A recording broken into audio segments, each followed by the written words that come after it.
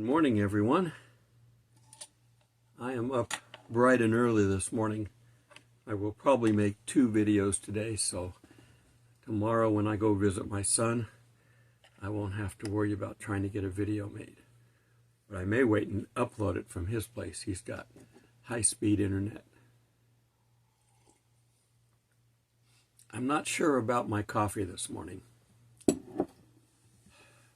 I bought one of these boxes that have, surprise coffee flavors all in there. This one's got a peppermint chocolate flavor. Oh well. My favorite's pumpkin spice, but it's in there. It's just you got to pick through all the other stuff. They've got everything you can think of. About 100 K-cups. Okay, so for our theme today, are you scared? Are you afraid of what's going on?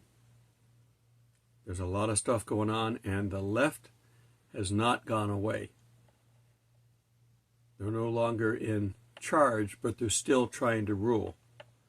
The leftist judges are trying to do everything they can to cripple the presidency. Destroy the United States is their intent. Who's paying them?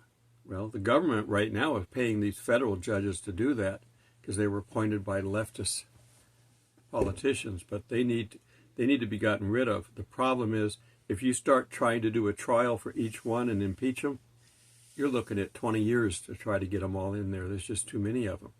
So what you got to do is just have Congress or the Supreme Court to come out and do a blanket. District judges cannot make federal rulings, period.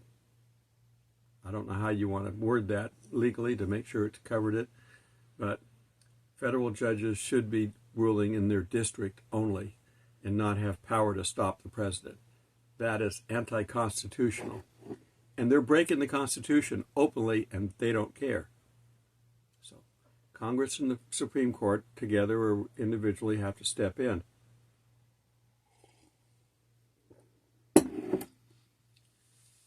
What else are we seeing negative in the news? Well, of course, we saw that the media is still saying that Trump and Musk are going to destroy Social Security and kick little old ladies over cliffs on wheelchairs. Well, they've done that in the past, but now they're basically saying they're going to destroy Social Security and give all the tax breaks that they're saving from Social Security to their billionaire friends. That's what they were doing. That's not what Trump and Musk are doing. And Musk has just got a team together. He's not the one that's doing the work. So if he steps aside as the leader, he can still stay on as an advisor. But the people that are burning Tesla dealerships and cars, they're paid assassins. They're paid attackers. They've got a couple of the protesters admitting that they got paid. And when they track the money back to George Soros, I hope they arrest him. Remember, at the end of Biden's term, Soros bought 400 radio stations. Why? Propaganda.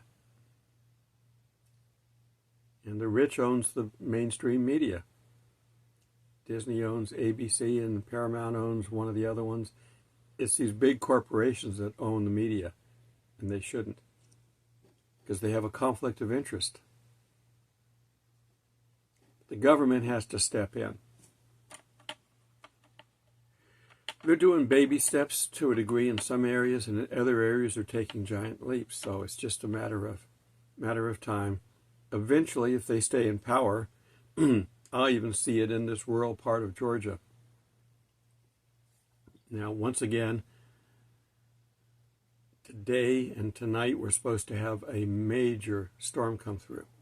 There's already a tornado watch in the area that I'm in, and a good portion of northwest Georgia. And by the time you see this, I will already probably be through with it, or depending on what time I release it, in the midst of it. I'm thinking I might even bump my time up to somewhere between midnight and 6 a.m. I got more views if I got out there earlier. YouTube is trying to keep you from watching this channel. They don't want me doing well. I have a religious statement and a political statement occasionally, and it's totally against the belief of the YouTube owners, because they believe in one world government, they believe in the harlot system, and they will fully support the Antichrist when he shows up. Guarantee it. Twitter was that way too, and they got bought out. Facebook, owned by Zuckerman, also was doing that. They were filtering people based on what the government was telling them, and he says he's sorry, you won't do it again. I don't believe it. Credibility is something you have to earn over time. Okay, the stock market, they're all going crazy about the stock market drop. Nobody has lost any money. No one. Well, no one who had a stock market crash affect them has lost any money until they sell their stock. The stock market goes up and down all the time. Now, this is a big drop because people don't have confidence in the companies that are out there that were either stealing, grafting money from the government, or just too big and slow to change to what's happening. That's their fear. Not that they can do business as normal. They don't believe they can adapt, and that's why the stock market is down. But ride it out. Give it another year. Employment is up. 220,000, something like that, so far this year, I think. The basic numbers are starting to look good. Gas prices are holding. The price per barrel is actually the lowest it's been in 4 or 5 years. It just is not showing up at the pump that way because these people are going to make money while they can. And you can't regulate it as much as you'd like to.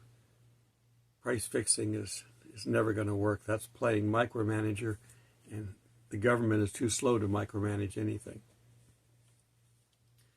Okay, and so the stock market is, it is not a quick fix, quick way to make money. If you're going to bet on a stock and have it go up tomorrow and then sell the stock, that's called gambling. You invest in a company you believe in, you believe that they can do what they need to do, and you stay with them. If you want a quick return for your money, go to Vegas. You could lose it all there too, just as well as you can on the stock market, but there you actually do have a chance to win big. A slim chance, but it's there. I'm being sarcastic, of course. Don't gamble anything that you can't afford to lose. Okay, so they're bringing out their liars again, the media, the mainstream media. There's some lady in there complaining that the price of her groceries has gone up twice what it was before Trump took office or whenever that was, blaming it on the tariffs. The tariffs are not even in effect yet. They've got a date that they switch over to give the countries time to respond. And a few countries have already said that they will reduce their tariffs or remove them completely. They're all going to do that. Now, the UK is fighting back and saying we're going to band together and destroy the United States. Well, that's the harlot speaking, because they have a Muslim prime minister, a Muslim sympathizer, if not an outright Muslim. And they do want to take over the world by destroying the West. And that fits in with the harlot mentality of a one-world government. So they're going to fight back. Canada has somebody that came from the World Economic Forum leading them. So it's no reason why they're against the United States. Now, the World Economic Forum, Klaus Schwab just retired. I guess he figured he wasn't going to see the world utopia that he's been pushing for, at least in his lifetime, so he's not going to fight anymore. Give it to somebody else. Put another face up there. But there's still plenty of billionaires trying to destroy the world. Our biggest well-known billionaire. Well, there's a number of them. Elon Musk is, of course, one, but he's not trying to destroy things. He's trying to advance us. But Bill Gates, and I'm sorry to say I used to be a fan of Microsoft, but Bill Gates was never the technology genius. He saw the future of where it was going, and he gambled on that, and he was the one that got to deal with IBM to help Microsoft get started. He sold them BASIC, and they used the money to develop a product that he saw a Windows-based system at Xerox. They didn't think it would ever work, so they didn't go ahead with it. But he saw a display of what that would look like. And so he came up with that. Same time, Steve Jobs and Wozniak were putting together their Apple computer in the garage. I don't know that those days are gone completely, but I can't see us going back to building in your garage anymore. It's too complicated. I don't like that coffee. I'll drink it because I need coffee, and I don't want to get up and make another one. But Bill Gates is the largest landowner in this country, and he's crazy. I don't know if he's demon-possessed or not, but he's acting like it. He thinks mankind is an infestation on this planet, and we need to get rid of them. You can't have cows because cow flatulence is destroying the planet. These animals have been here long before he was even dreamed of. And they haven't destroyed the planet. This climate hoax, and that's what it is. It's a way to steal your power and money. It's a way to basically put you down so that you can't ever get back up again. They want two classes of people, the rich themselves and the rest of us poor, unable to ever reach their level, so they don't have to worry about it. So we can just simply be around to be their servants. Well, I don't have anything wrong with being a servant. Jesus was a servant. But out of choice, never being forced to do that. Okay, so the lady talking about the supermarket prices going up, fake news. Tariffs aren't in effect yet, so they can't be doing anything. Protesters we know are getting paid. If they can tie it back to George Soros, for sure, I hope they arrest him and take away all of his money. Talked about Bill Gates. There's a shell game going on. I was jury foreman. I'll get some verses in here in a little bit, but this is going to be a two-parter, so the verses may be part of the second part, a big part of it.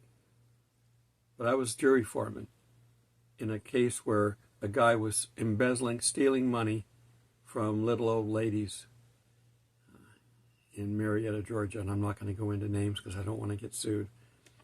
But we convicted him. He made one mistake. The first thing he did was use some of the money to buy a car. That was his only mistake. The rest of the time, it was a shell game with the money. These guys know how to move money around. This is a quick explanation of how to be.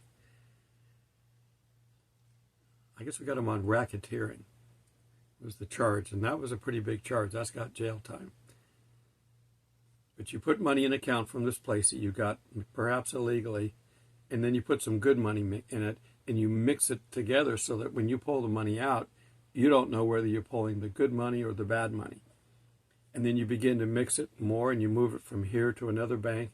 He had banks in multiple states that he was moving money back and forth to, so that you get it all mixed up, and you can't say that the money you spent $10 on this hamburger. Well, was that the money you stole or the money that you put in that was legitimate? See, we couldn't convict him on that. We knew what he was doing, but we couldn't convict him. But his very first transaction, he got a check from a little old lady, put it in his bank account, and went out and bought a $20,000 car, cash. And he only had $12,000 in the account before. So we got him on that one mistake. And I had two people on the jury that said they wouldn't vote guilty no matter how good the evidence was. They just were flat, wouldn't vote guilty. I passed a note to the judge. See, when you're jury foreman, you get to send notes to the judge. That said, I had two jury members that refused to vote guilty under any circumstances. She gave them a little lecture. Says, you follow the law. And the law says, if there's evidence for guilty, you vote guilty. If you don't, you're in contempt. And I'll get you a cell next to the plaintiff here. They voted guilty on the one charge that we had. That was enough. I think there were 18 charges, and I think we got them on 3. But the racketeering was the big one. Because it's not the judge, but one of the attorneys came in later on and said, thank you for doing this. We have hope of getting some of the money back. Because, see, the money went out of the country. It went to foreign investments. There's some land development in another country, and I'm not even going to mention that, so you can't look it up. But by having jail time, long jail time on this, they could negotiate. They could plea bargain. Give us the money back, whatever you've got left, whatever you haven't spent, give it back, and we'll cut your sentence back. Now, I don't know whatever happened, but they told me that they had bargaining power now, that they didn't until we convicted them. So that's how this works, and that's how you get people to turn. You want people to turn against the bad guys that are paying for all this stuff, paying for the rioting. You think BLM did all that on their own out of the goodness of their heart or the badness of their heart? They got paid to do that. All lives matter, and you don't go out and riot in the street to prove your side is better than anybody else. That's an oxymoron. That's actually worse. It gets attention, but that's all that it does. All right, I'm going to give you one verse. We're going to split this up. I've got 16 verses here. I'll give you one verse out of Proverbs, and then we'll cut this, and then I'll go and do the next video for tomorrow. Proverbs 29:2. When the righteous increase, the people rejoice. But when the wicked rule, the people groan. Yep. That was written a long time ago, in the BC time frame. It was all pulled together at a certain point in time, but how old some of these proverbs are, we don't know. The Old Testament, the first part of it anyway, Genesis and that, were oral traditions long before they were written down. They told stories. You know, we used to have storytellers. Don't have so much anymore because stories take time to tell and everybody wants instant everything.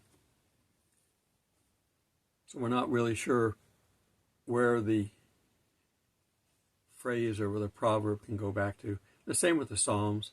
Anything out of the Old Testament except for the prophets. I mean, the prophets we pretty much know when they were, but we don't know when Job was written, or frankly, who wrote it. We don't know Esther. We think, speculation, but we think Moses is responsible for the Torah, the original 5 books. He was well educated. He could read and write because he was raised by Pharaoh's daughter. See, God arranged everything. They let the baby go down the river. Who picks him up? Pharaoh's daughter. If God isn't in charge of stuff, you need to worry. But if God's in charge, no big deal. I'll put my baby in the river. Trust in God, faith. Now, he took the law into his own hands. Don't do that. Trust in God. He had to flee for 40 years before he could come back. But then he came back as the greatest spokesman to free the people. We're going to get into that in the next couple of days after I do this series on bad government. We're going to start looking at the Passover, which is coming up on the 12th. I don't even know what date it is. Today's the 6th, as I'm creating this. The 12th coming up is Passover, and it runs for a little while, and then we've got Easter on the 20th. Could be some eventful time. Doesn't have to be, but it could be. A lot of people are speculating. Just be ready. I don't know when it is, and frankly, neither do they. We can all guess. That's what they are, guesses. So, when the wicked rule, the people groan. We're not groaning right now, but we can see they're still there and they have not gone away. They've just gone into the woodwork, and they come out long enough to be a problem and then go back when the lights shine. They hide away. Cockroaches. Get out that big can of Raid. All right. I'm hoping that these speculators are right, that the rapture is soon. This holiday season. Could be. It doesn't need to be. But we are preventing Satan from taking over the world like he wants. He wants to put his son in place. He's copying God. God has Jesus, Satan has the Antichrist. He's copying him. It doesn't make you better than the person you're copying. It only, at best, makes you equal, and it's a cheap copy at that, so then you're not equal. Satan wants to be like God. He knows he can't be God because he's not big enough. He's not omnipresent. But in fact, Satan, the reason he has so many demons and workers is that he isn't omnipresent. He needs his spies everywhere telling him what's going on. So don't let this frighten you. We know the price of everything is going to get extraordinarily high. A day's wage for a loaf of bread. Well, we're not there yet. Because we're here, Christians are here, it won't happen. But after we're gone, there's no stopping them then. Because like I said, they have not gone away. Get the message out. Save more people. The boat's taking on water now. Start passing out life jackets. Or tracks. However you want to call them. Till we meet in the clouds. God bless.